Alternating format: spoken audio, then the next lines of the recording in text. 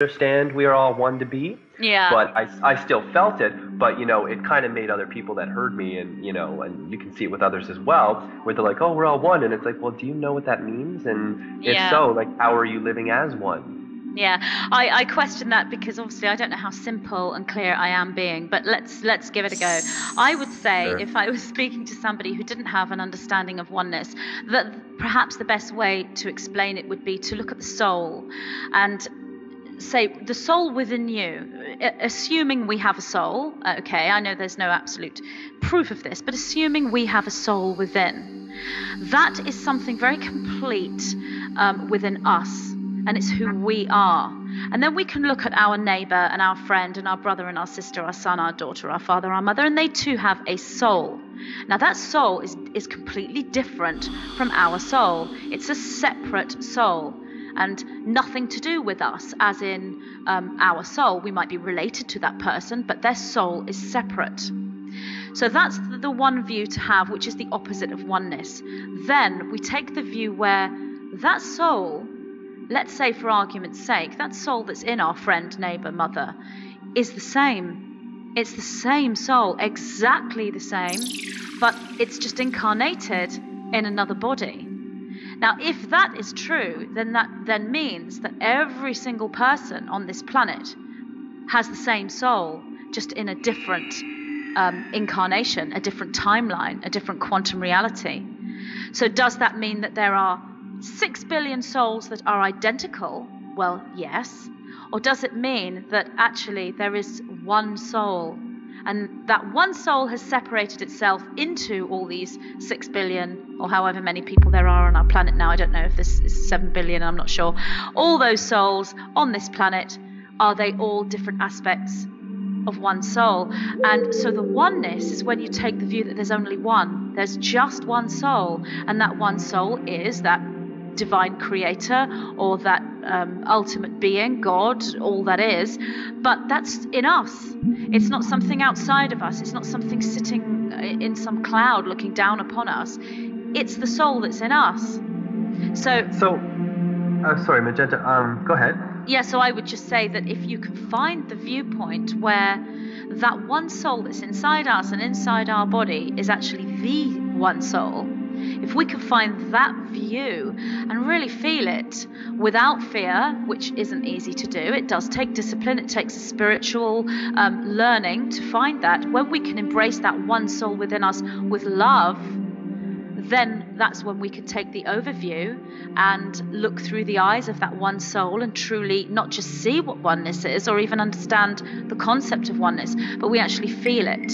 We actually feel at one with everything.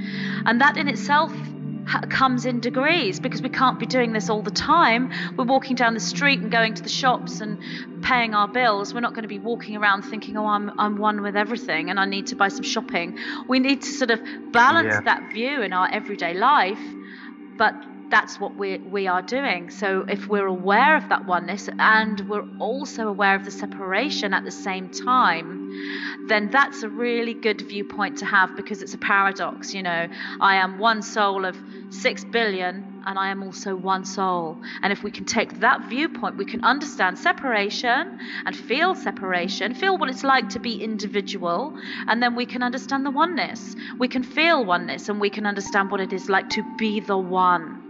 And to have that all-encompassing experience of all-knowing, all-compassionate, all-loving, and just us in our totality. And as you were touching on the oneness aspect, how does that translate into, I know there's a lot of people out there, I'm meeting them, as clients, and even most of my friends and some of my family are, feeling like they're called from other places, other worlds, other dimensions, and have come here for this call, to move forward with the earth. How does oneness apply when you talk about one soul to, let's say, if I feel I'm from the Pleiades, or I'm from Arcturus, or I'm from Sirius? How does it apply to other lives on other planets? Is that sort of like an oversoul as well, and we're just one other sort of, we're one, oversoul individual aspect of the oversoul? Like, how does that translate? Okay, great question. I'd just like to say, in response to the last question, you said, what's the most simple and clear way to explain oneness? I'm not sure if I did it. Did I do it simply no, and clearly? No, you know what? Absolutely. I'm putting myself in. I don't know how simple that was. It was simple. You know what? Your voice is clear, and the words you use are like that language of light. So you've got it. And yeah. I'm looking up at my time right now. It's actually 11:11 a.m. as I was asking that question. So it's great. But yeah, no.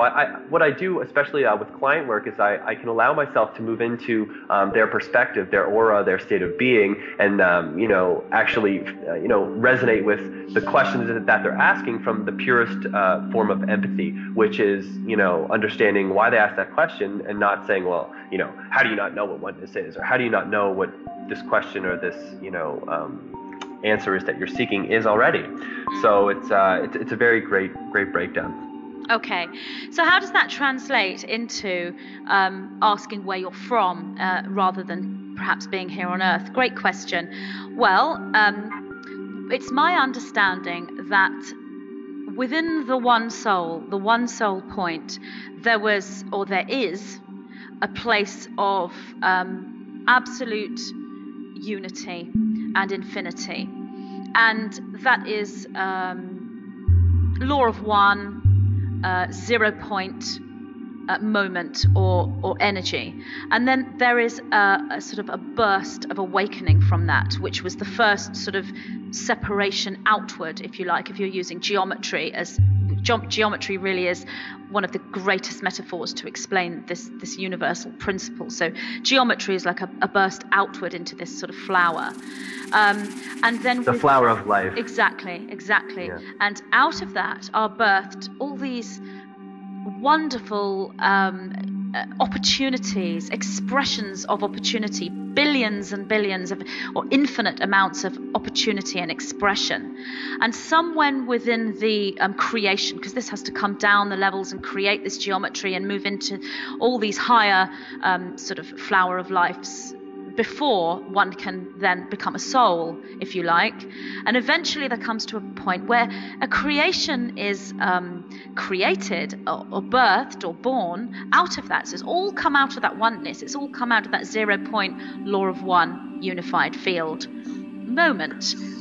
So Magenta, when you're describing the flower of life and this geometry, you're using it, I'm familiar. Some viewers and listeners may not be, but others are, and they're familiar with that sacred geometry, especially the flower of life. As you're saying that birthing point from the 0 point that comes without, could you say that that would start off as what is known in sacred geometry as the seed of life, and then it grows into the flower of life, and yes. Yes, okay. I'm not really familiar with that particular model either. I just sort of give terminology to what I see. In fact, the flower of life geometry has only been recently coming to me quite a lot over the last sort of few weeks, really, as I'm working with it. So yes, the seed of life.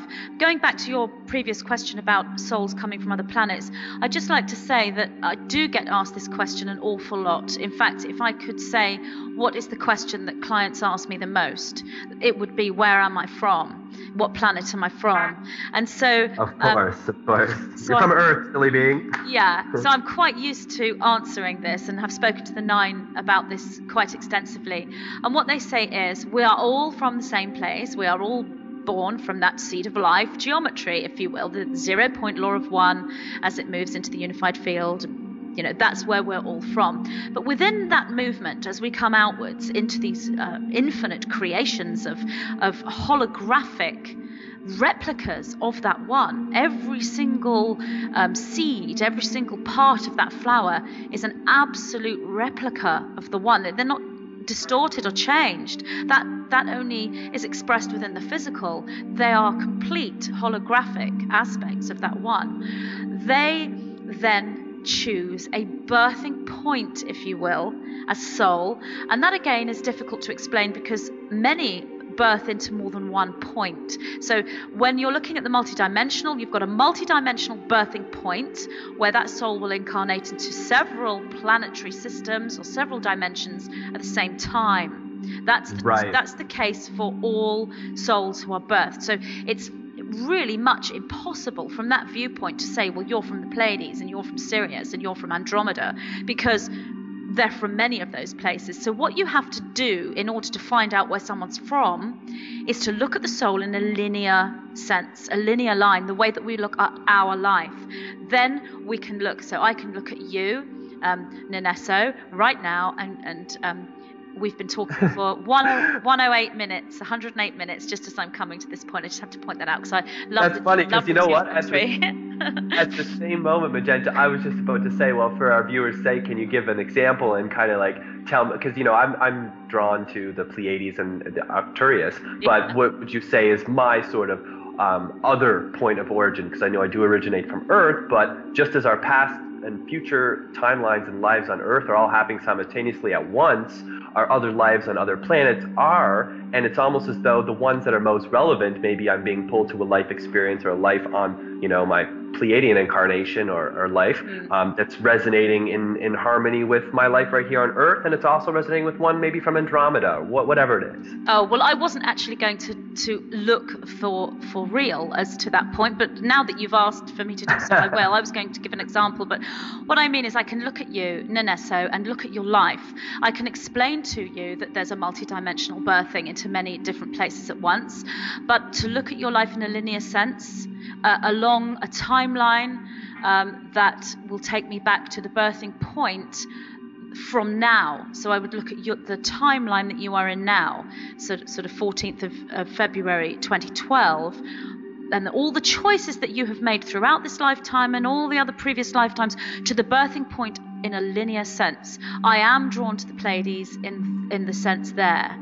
That's where I would place you. Right. So if you came along as a client and said to me, where am I from, Magenta? I wouldn't just reply, Nenesso, you're from the Pleiades, because they're going to go away and think, I'm from the Pleiades. I would always explain the multidimensional aspects of this, because yes, Nenesso, you are also connected to Andromeda and Sirius, and there's you know, there are other aspects there that we don't even have a name for from the scientific point of view of planetary research. So I would always explain that, and I know that isn't always perhaps understood in a conscious sense, but it will be received within the DNA. And by me saying to someone, to you right now, or by me saying to your listeners right now, that, you know, you are a multidimensional being and that your soul can be perceived in a linear line, but ultimately you were birthed into many places, even if they don't understand that consciously, it's still going in on a cellular level, and it's creating awakening, it's creating memory, because there's these little aspects inside that are saying, oh, that reminds me of something. What does it remind me